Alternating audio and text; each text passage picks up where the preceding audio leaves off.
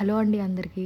పల్లెటూరు వాళ్ళు చేసే వంటలు ఎవరికి నచ్చవో చెప్పండి. పల్లెటూరు వంటలు అంటేనే నోరు ఊరిపోతది కదా! సో ఈరోజు అదే టేస్ట్‌తో వచ్చే వంటలు ఎలా చేయాలో చూపిస్తాను. మనం రెగ్యులర్‌గా ఇంట్లో చేసుకునే వంటలే. ముందుగా పాన్ తీసుకొని కొద్దిగా ఆయిల్ యాడ్ చేసుకొని, ఆయిల్ వేడెక్కిన తర్వాత కొంచెం పోపు దినుసులు యాడ్ చేసుకోండి. ఇప్పుడు పోపు కొద్దిగా ఏగిన తర్వాత 2 పచ్చిమిరకాయలు యాడ్ చేసుకోండి. పచ్చిమిరకాయలు 1 నిమిషం వేయించిన తర్వాత అరకిలో బెండకాయలు తీసుకున్నాను. ఫ్రెష్ బెండకాయలు కట్ చేసి పెట్టుకున్న బెండకాయలు యాడ్ చేసుకొని ఒకసారి మొత్తం కలుపుకోండి. మామూలుగా బెండకాయలు అంటే జిగురుగా ఉంటాయి. ఈ స్టైల్లో చేస్తే జిగురు కూడా ఉండదు. ఈ టైంలో కొద్దిగా ఉప్పు యాడ్ చేసుకోవాలి. ఉప్పు అంతా కలిసేటట్లుగా ఒకసారి కలుపుకోండి. అంటే లో ఫ్లేమ్లో మగ్గనివ్వండి. ఇప్పుడు పక్కన మునక్కాయ పప్పు చారు చేసుకుందాము. కొద్దిగా కందిపప్పు, కొద్దిగా పెసరపప్పు తీసుకున్నాను. మొత్తం కందిపప్పుతో ఎప్పుడు తింటాం కదా, ఒకసారి ఇలా ట్రై చేయండి. రుచి చాలా అద్భుతంగా ఉంటుంది.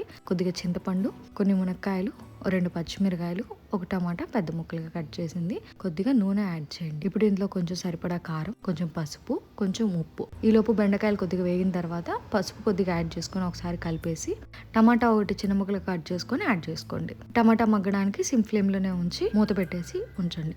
ఇప్పుడు ఈ పప్పులో కావాల్సినన్ని నీళ్ళు యాడ్ చేసుకోండి. కొంచెం ఎక్కువ యాడ్ చేసుకోండి. పప్పుచారు చేస్తున్నాం కాబట్టి కొద్దిగా ఎక్కువ యాడ్ చేసుకోండి. ఇప్పుడు కుక్కర్ విజిల్ పెట్టేసి ఒక 5 నుంచి 6 విజిల్స్ వస్తే పప్పు అయితే మెత్తగా ఉడుకుతుంది.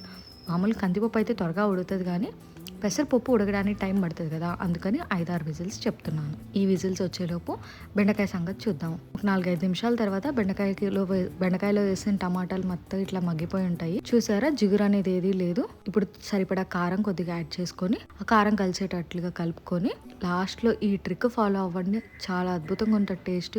ఒక్క స్పూను పెరుగు యాడ్ చేశారంటే చాలా అద్భుతంగా ఉండేది టేస్ట్. అసలు చివరిలో దించే ముందు కొత్తిమీర బదులు కరివేపాకు వేసి చూడండి, ఆ వాసన ఇల్లంతా వచ్చేస్తుంది. ఆ టేస్టే మారిపోయింది. 6 విజిల్స్ అయితే వచ్చేసింది అండి. ఇప్పుడు 6 విజిల్స్ వచ్చేసిన తర్వాత విజిల్లో ఉన్న ప్రెషర్ అంతా పోయేదాకా వెయిట్ చేసి ఇప్పుడు తీసి చూస్తే మనకి పప్పు అనేది మెత్తగా ఉడికిపోయి ఉంటుంది. ఇప్పుడు దీంట్లో ఉన్న మునక్కాయల వరకు పక్కన వేరే గిన్నెలో తీసుకోండి. ఆ పప్పులో ఉన్న నీళ్ళు అయితే ఏవైతే ఉన్నాయో ఆ వాటర్ వరకు ఈ గిన్నెలో ఉంచేసుకోండి. ఇప్పుడు దీన్ని మెత్తగా ఉప్పుగురు తీసుకొని మెదిపేసేయండి.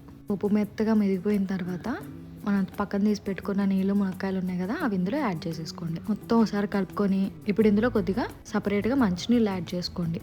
మీకు పప్పుచారు ఎంత క్వాంటిటీ కావాలో అంతకి కొద్దిగా ఎక్కువగా యాడ్ చేసుకోండి. ఎందుకంటే ఈ పప్పుని ఇప్పుడు మనం బాగా హై ఫ్లేమ్ మీద మరిగిస్తాము కాబట్టి కొద్దిగా ఎక్కువ నీళ్లు తీసుకోండి. పొయ్యి మీద పెట్టేసి హై ఫ్లేమ్ పెట్టేసేసి బాగా మరగనివ్వండి. ఇది మరిగే లోపు పక్కన తాలింపు వేసుకోండి. చూసారుగా పప్పు ఎలా మరుగుతుందో, అది మరిగేటప్పుడు వస్తుందండి మంచి స్మెల్ వస్తుంది. అసలు పొయ్యి మీద మరుగుతూ ఉన్నప్పుడే పోపు తీసుకొని ఇందులో యాడ్ చేసుకోండి. పోపు యాడ్ చేసుకున్న తర్వాత పప్పు టేస్ట్ కానీ దాని సువాసన కానీ అస్సలు అబ్బా అద్భుతంగా ఉంటుందండి.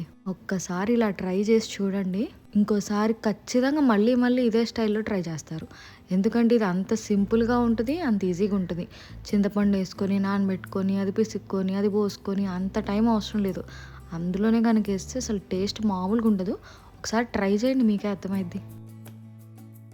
ఓకే అండి, ఈ వీడియో నచ్చితే లైక్ చేయండి, సబ్స్క్రైబ్ చేసుకోవడం మర్చిపోవద్దు.